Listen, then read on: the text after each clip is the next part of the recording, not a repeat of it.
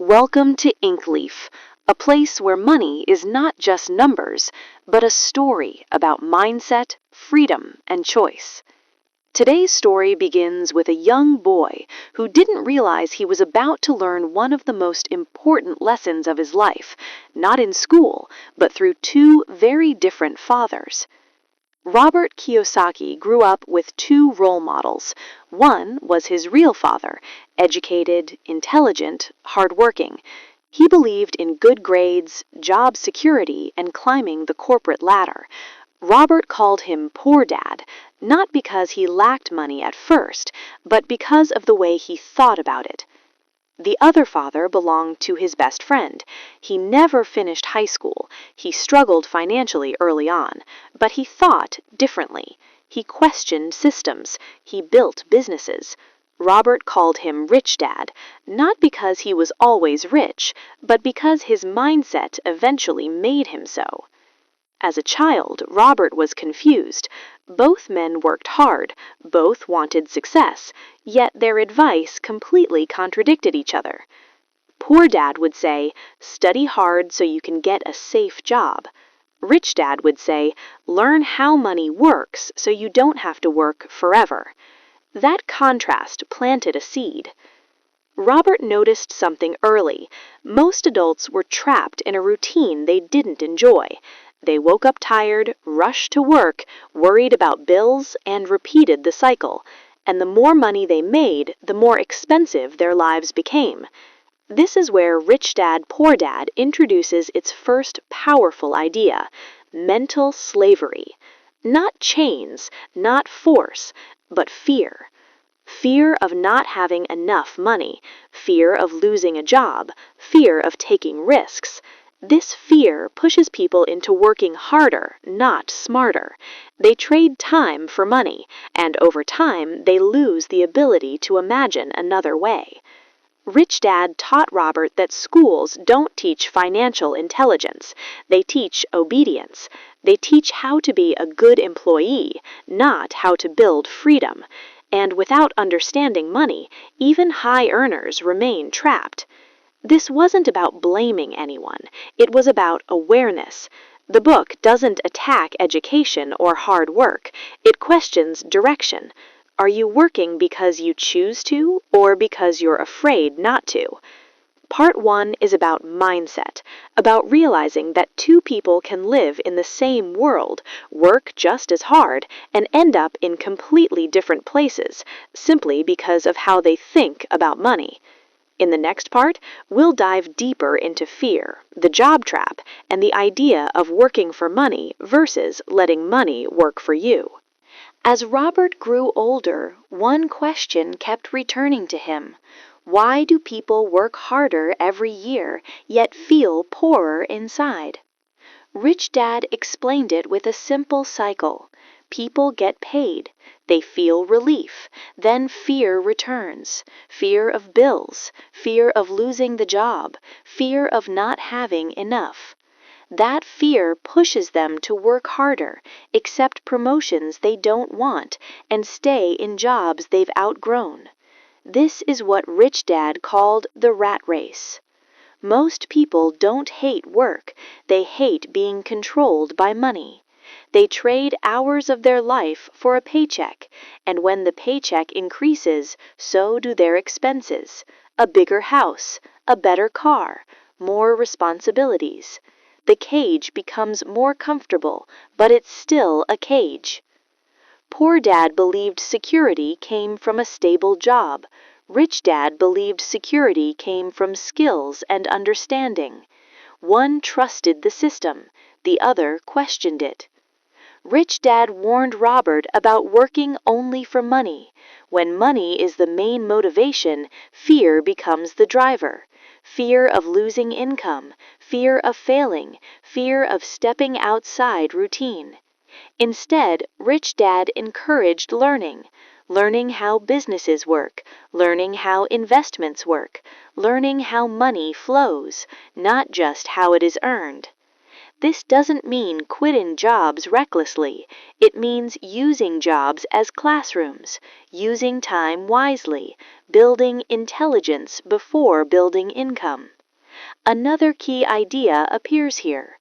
Your income does not determine your wealth, your habits do. Two people can earn the same amount. One becomes free, the other becomes trapped. The difference is not luck, it's understanding. Rich Dad taught that money is a terrible master, but a powerful servant. When you fear it, it controls you. When you understand it, you control where it goes. Part 2 is about recognizing the trap, not to feel guilty, but to wake up, to see that hard work alone is not the answer. Awareness comes first, education comes next, and choice comes after that. In the next part, we'll explore one of the most famous ideas in the book, assets and liabilities, and why most people unknowingly buy things that keep them poor. At the heart of Rich Dad, Poor Dad lies one idea so simple yet so misunderstood that it separates the wealthy from everyone else: the difference between assets and liabilities. Most people think an asset is something that looks impressive: a big house, a new car, a high-paying job. But Rich Dad defined it differently. An asset is something that puts money into your pocket. A liability takes money out. This small shift in definition changes everything. Rich Dad explained that many people work their entire lives buying liabilities they believe are assets.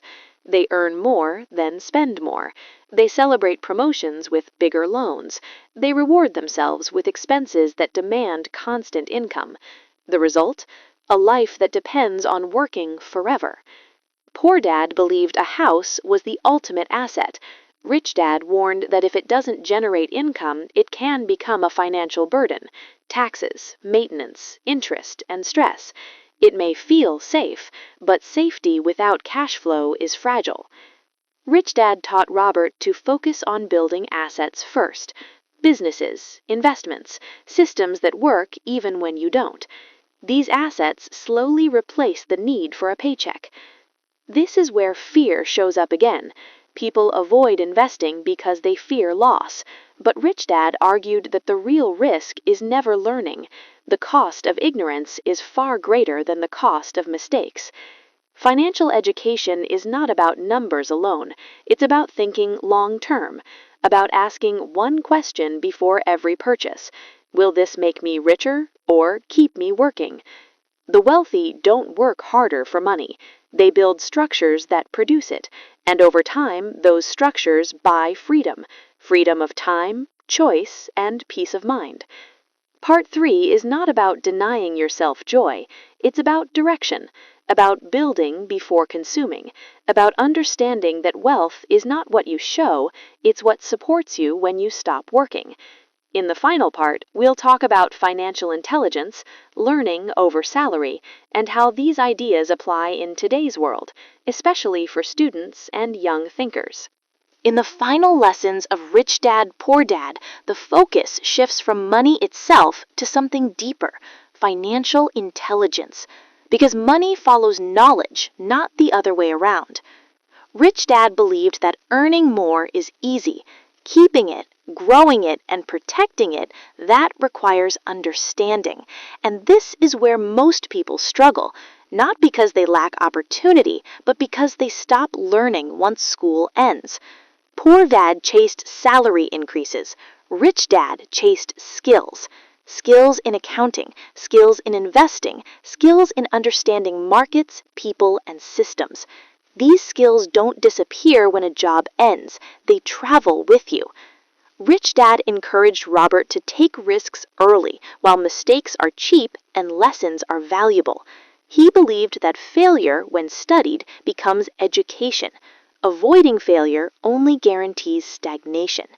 Another powerful idea is this: the rich don't work for money, they make money work for them. This doesn't happen overnight. It's built slowly, patiently, asset by asset, choice by choice. While others wait for promotions, the financially intelligent build leverage. And perhaps the most important lesson of all, wealth begins in the mind, before income changes, before lifestyle changes, before results appear. Once your thinking shifts, actions follow, and once actions change, life eventually follows. Rich Dad, Poor Dad is not about becoming rich quickly. It's about becoming free. Free from fear, free from dependency, free to choose how you live your time.